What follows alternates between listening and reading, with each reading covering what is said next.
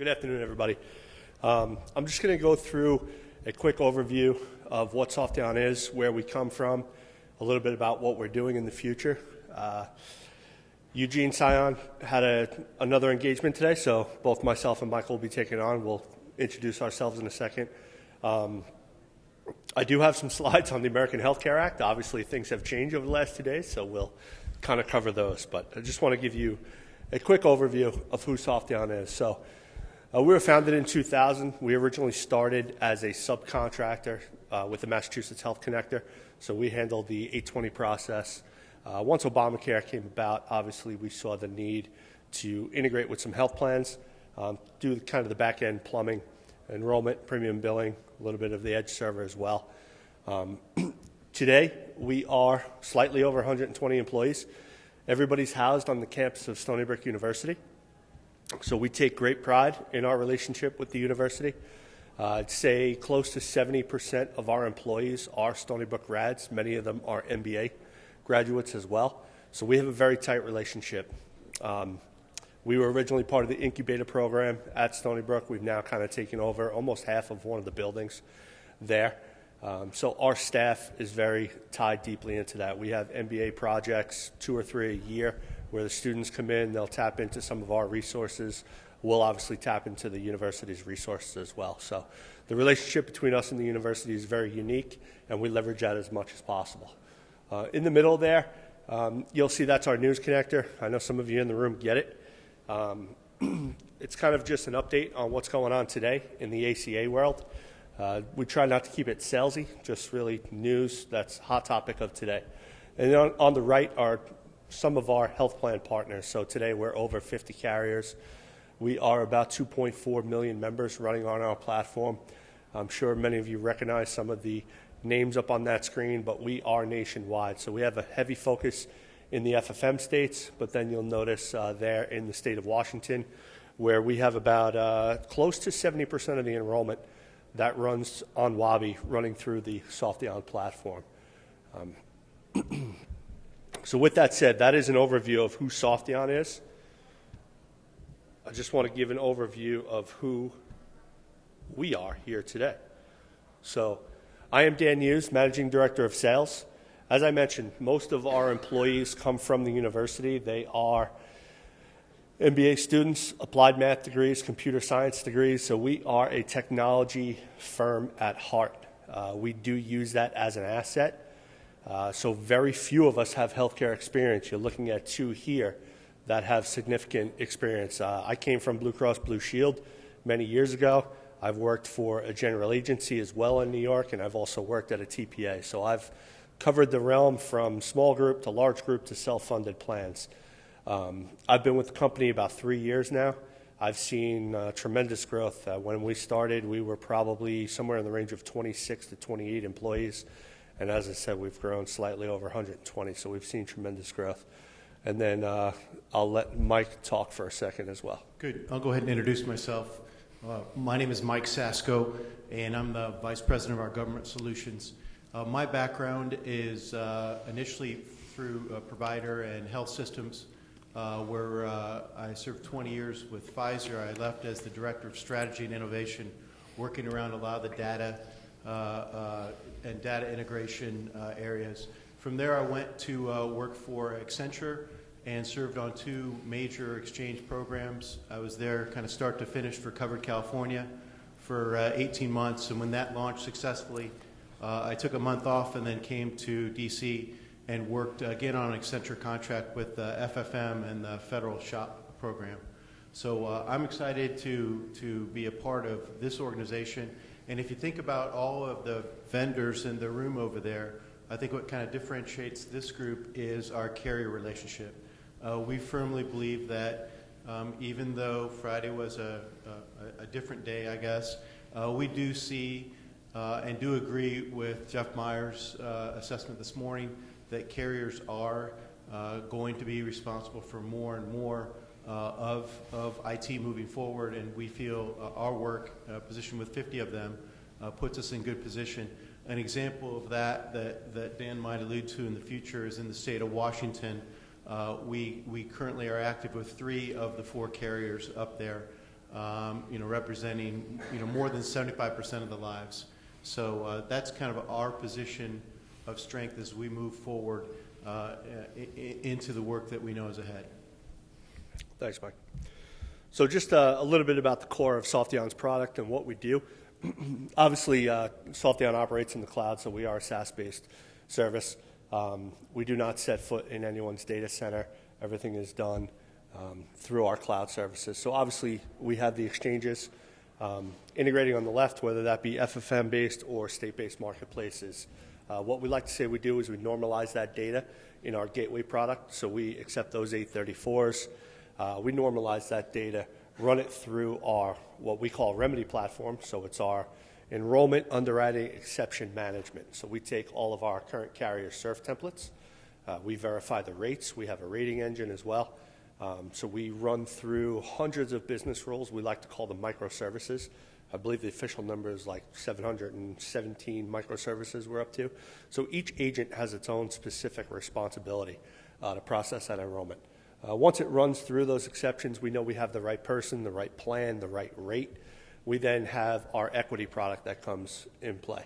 So that is our premium billing platform. So when we are shopping on a health plan site, whether it be off exchange or if you're redirecting to healthcare.gov, once they come back, they're never leaving that one-time experience. So they are able to effectuate and pay their premium right at that time.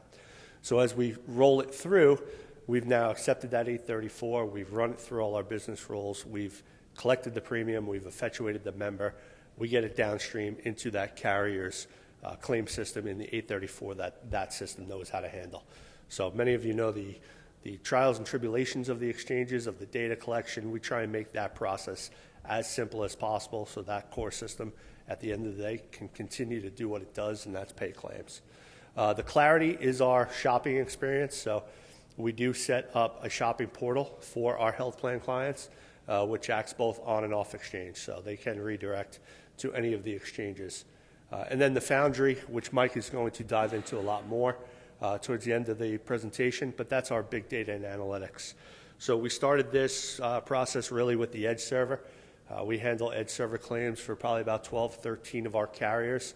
Last year, as everybody knows, cost share reconciliation came into play. So we handled that process as well for a lot of our carriers. So not only did we have to do 1 year, but we had to look back and do 2 years. So we had a tremendous learning experience there. But at the end of the day, the end result was we've always had the enrollment information. We've had the financial information. Now we're gathering that claims information. And it's really allowing us to build out that big data and analytics into a number of different platforms. And then obviously on the right side, as I mentioned, you have the payer admin systems. So some of the key differentiators, obviously, as I just mentioned with the big data and analytics, is our ability to focus on the MLR. So we've drilled down into a lot of places by county, by age demographic, by APTC versus non-APTC member, and we can really drive a health plan's actuary and marketing capabilities to let them know where they're potentially at risk for losing premium or potentially gaining a tremendous amount of profit. So direct-to-consumer interactions, as I mentioned, we handle all of the fulfillment, so we can have direct access to those members. Obviously, we have account management portals where we can drive text messages, we can drive emails, so we can do a number of different marketing campaigns to that individual on behalf of our health plans. The diverse populations, like I said, we cover the full gamut. So we have the Medicaid plans, we have the Blue Cross plans. So we have seen every different type of member run through our system. Really the population, the care needs, assigning resources.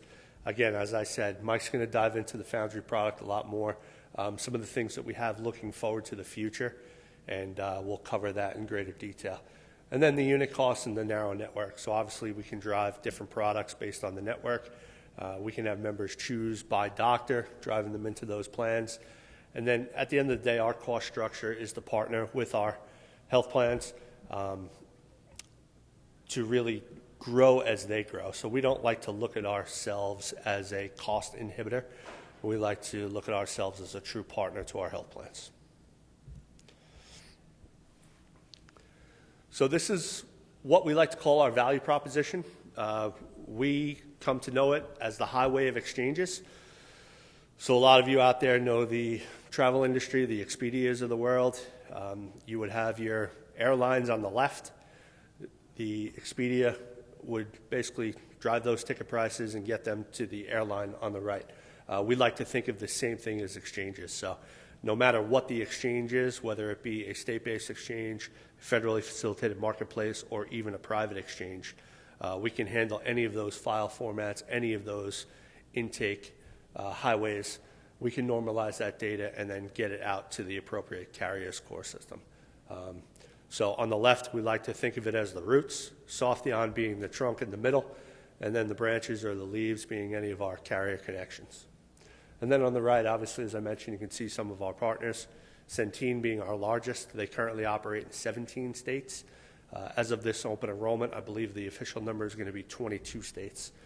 So those cover, obviously, a large portion of the FFM, but they are in almost every state-based marketplace as well. Premera Blue Cross being our most recent win. That is a large health plan up in Seattle. They were operating in 3 states, now only currently 2 states, but they also have 2 brands as well. So they have a Premera brand and a LifeWise brand, which also created some unique challenges. So the ROI. We have done implementations in 30 days. Obviously, those have been for some smaller regional-based carriers. Most recently, we had Sendero Health Plans in Texas, which was actually implemented in 19 days. So Premera was closer to 90 days, depending on, obviously, the size, the level of integration. We're comfortable at 30, but 90 days is pretty much something that we can guarantee. Heavy reduction in administrative loss ratio. We had ACAP do a study for us a number of years ago. A build internally was about 24 employees. The study they did with some of our health plans, it was about 6 full-time employees. So we've actually put some SLAs in place with a few of our carriers to have 1 or 2 FTEs based on a certain number of enrolled membership. So they've been, we don't like to think of ourselves as labor arbitrage, but they've been able to reallocate a lot of those resources into other areas. The member premiums, over $1 billion. We're going to exceed $2 billion this year. Centene was a recent win for us on the payment platform, so everybody knows their enrollment growth throughout the country, so that number is going to double for us this year.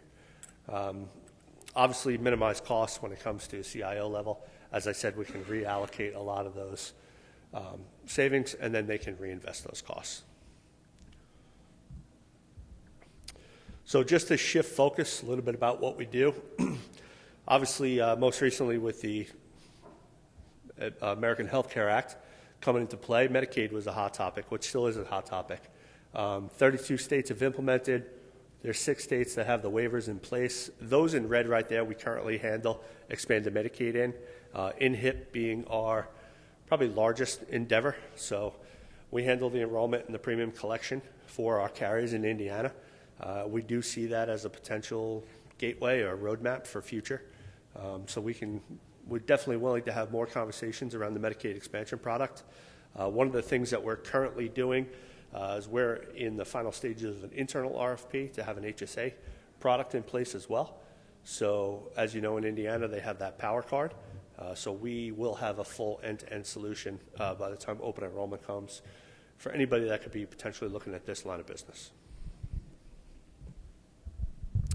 So the next 2 slides are really on the Health Care Act, which, as we know, Friday kind of went by the wayside. The Cures Act, I think, is the most important of what was proposed. We do think HSAs are here to stay. We do think they're here to grow. So we are actively building that into our product portfolio. So we will have an HSA card that can be white labeled, whether it be a carrier, whether it be a state exchange, whether it be a private exchange. But we'll be able to take in that membership. We'll be able to reconcile those funds, and then obviously, whether it be small group or individual, kind of roll out that product to your members. So again, a lot of these things did not go into play. I know a lot of us here are glad that they didn't go into play. So our strategies have changed over the last 2 or 3 days. I think our focus, again, we are heads down. We have a number of conversations going around in different state marketplaces. Obviously, some large carriers that are now maybe a little more certain than they were a few days ago of their path moving forward. So we are kind of excited that this didn't pass. And that's where we'll look forward to. So I'm actually going to step back. I'm going to turn it over to Mike here. We do have a little bit of what I mentioned about the heat maps. So the next two slides are going to cover that into some enrollment detail. But I will turn it over to Mike to let you know. He's going to dive into a little bit what we're looking to do on the state-based side with the kind of, I'll call it benchmarking and the build of the Foundry product.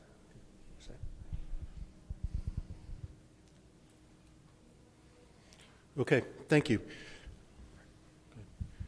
So I guess I have three slides, and my purpose is what's new and what are our clients talking to us about at this meeting and this year.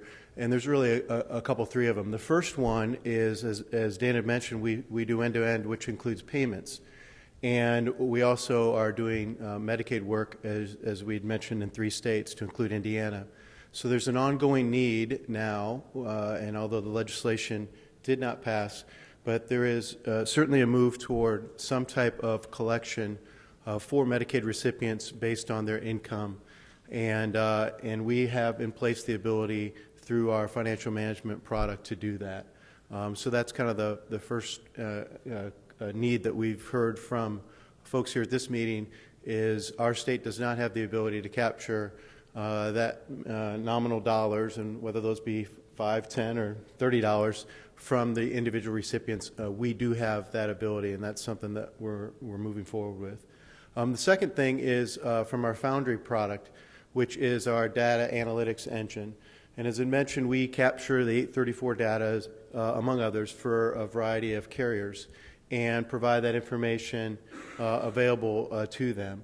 And this is something that many folks would appreciate, even if they have their own exchanges, would like to understand exactly, who are, what comprises our enrollment universe.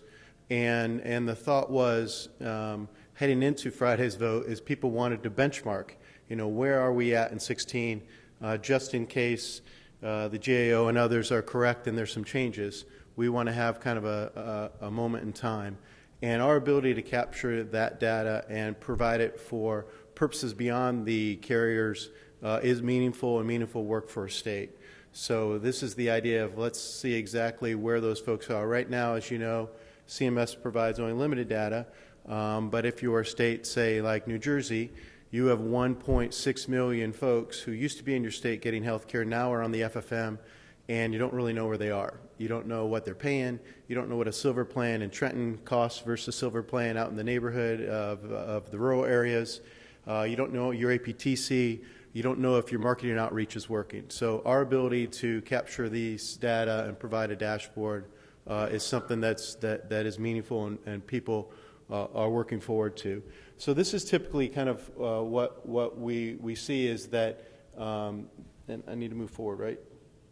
All right, let's just get to here. So typically we've seen that the data provided by FFM states has been limited. It just was released for, if you saw the data for the first quarter. States need some more information.